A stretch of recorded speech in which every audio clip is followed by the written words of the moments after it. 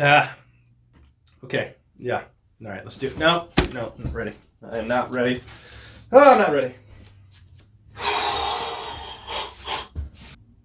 Yeah, that's right. Take your time. La la la.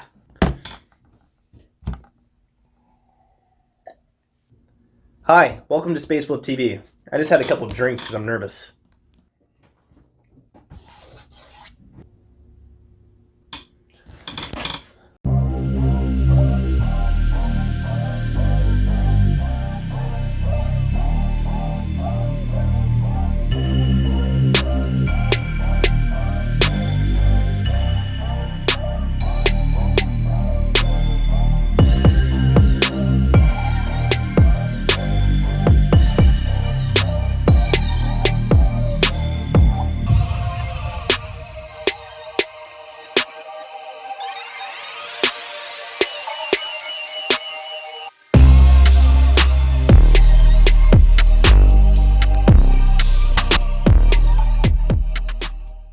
Welcome to the first ever episode of SpadesWolf TV, where I talk things I'm interested in, from games, movies, music, or graphic novels. Yes, I believe that's the 4 categories I chose for this channel.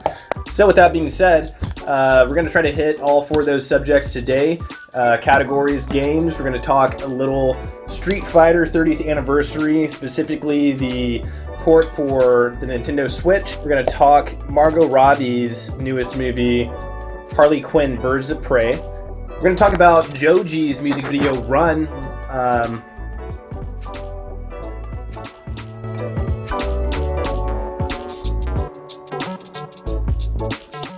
Okay, so Street Fighter 30th Anniversary Edition.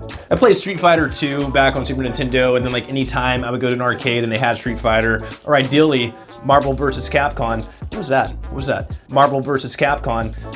I'm gonna stop doing that now.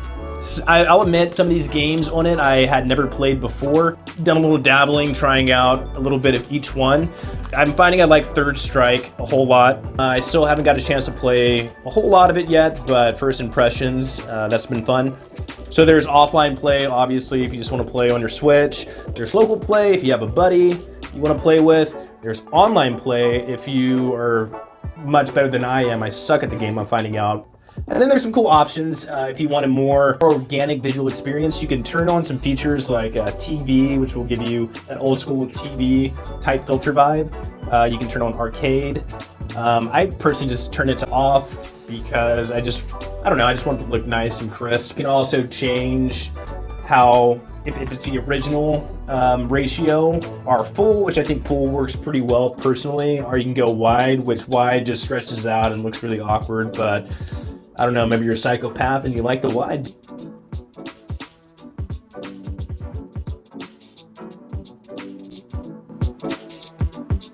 Okay, let's move right along and let's talk Birds of Prey. I saw this movie a couple of weeks ago and I was looking forward to it, but honestly apprehensive after Suicide Squad, which was an awful movie. I know, hot take. But I did like Margot Robbie's performance as Harley Quinn in that movie. It was the only thing good about it.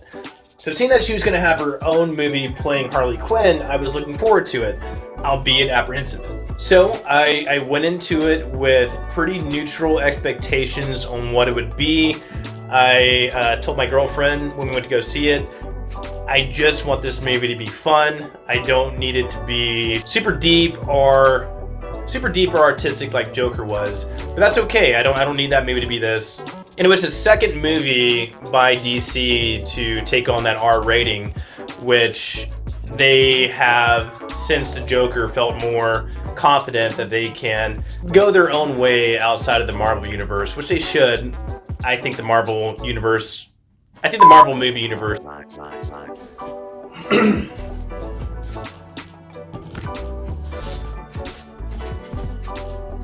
So, Birds of Prey. I wanted the movie to be more funny, but dark and psychotic than it ended up being, in my opinion at least. I found it to be funny at a decent amount of times, but a lot more zany and cheesy that kind of took me out of it, honestly. And that could just be expectations, and I'm sure there's a lot of people that think the movie did exactly what it was supposed to do. So Harley Quinn starts out this story just after her breakup with the Joker, and we find her in a nightclub. She goes on a big fun, drunken rager, doing drugs and all these cool. And I like that. That was good. And the movie felt like it was going in a place I wanted it to, and it kept up with that for a good amount of time. And I will say, with the negative criticism I'm going to give to the movie here on out, Margot Robbie is a great actress and she does a great job playing her parts. That being said, 30 to 45 minutes of the movie is a lot of fun. We just get to see Margot Robbie being Harley Quinn, being a general degenerate and not giving a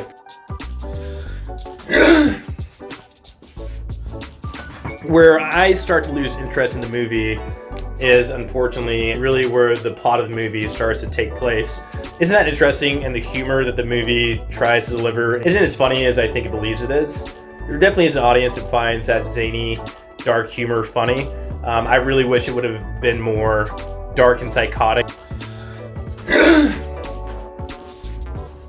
I still found the movie to be a 6 out of 10, which I would say isn't anything that I regret watching, but I would not recommend and would not watch again. You find yourself bored, or you think that you enjoy that type of entertainment and comedy more, then it might be the movie for you. I would have liked to see a little more violence, a little more darkness, a little more manic humor, a little more crazy out of this character, which I know Margot Robbie is fully capable of delivering, but that's just not what this movie was. So, you know, it is what it is. Not necessarily for me, but that's okay.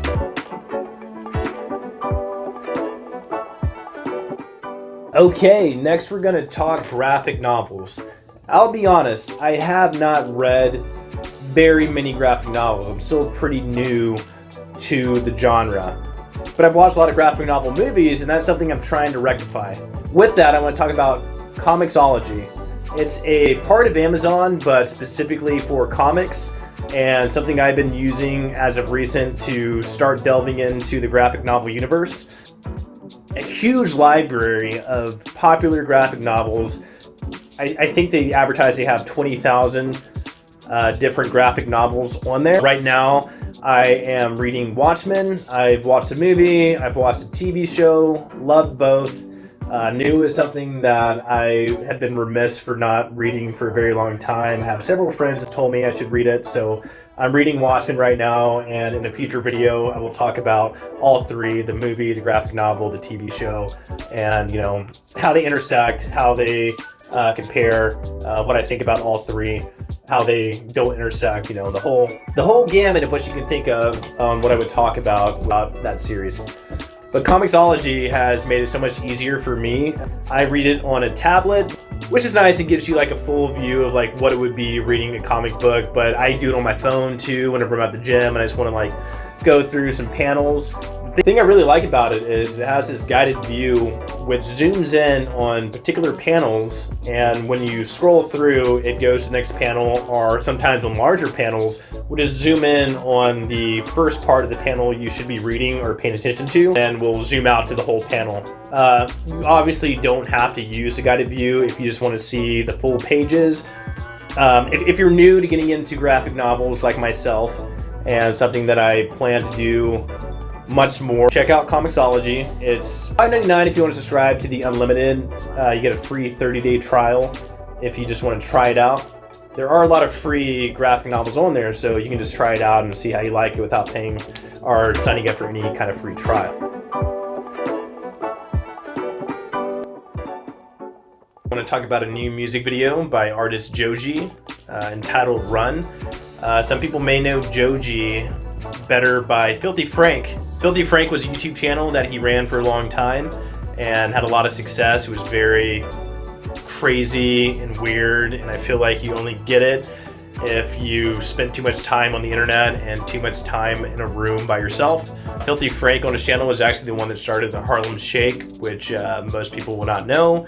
You probably would know the video of him and his friends in the pink onesie and the Power Ranger suits dancing and jumping around, but Joji has now become a very established artist, at least in the festival type scenes. I have enjoyed his music mostly, but more so just certain singles that he's put out. But I'll be honest, like a lot of his music has not really done it for me. I did very much enjoy Slow Dancing in the Dark. Great song, great music video. Sanctuary, great song, weird music video. This newest one, I really hope this is the direction that Joji is going to start taking. The instrumentals, the beats, his vocals, the music video itself were just all done so well. I really feel like he got where he wants his artistic view, I hope, to start going. Trippy music video where he's kind of doing the same thing, where he's in a nice suit, just like how he did in Slow Dancing in the Dark, smoking cigarettes, all stumbling over himself. But in this music video, he's running through an impossibly long limousine. Very cool visuals. I do think it is like one of those things where the music video really adds to, like, if you're gonna listen to the song, watch the music video. It makes the experience that much better. His vocals are on point. He's hitting some really high notes. The words haunting and romantic make your ears perk up, then you're probably going to be a fan of the song and maybe Joji in general. I'm looking forward to seeing more of his music. It's interesting to see where Filthy Frank has landed, and I love it. I think it's great. Anyways, we're in the first episode of SpadesWolf TV.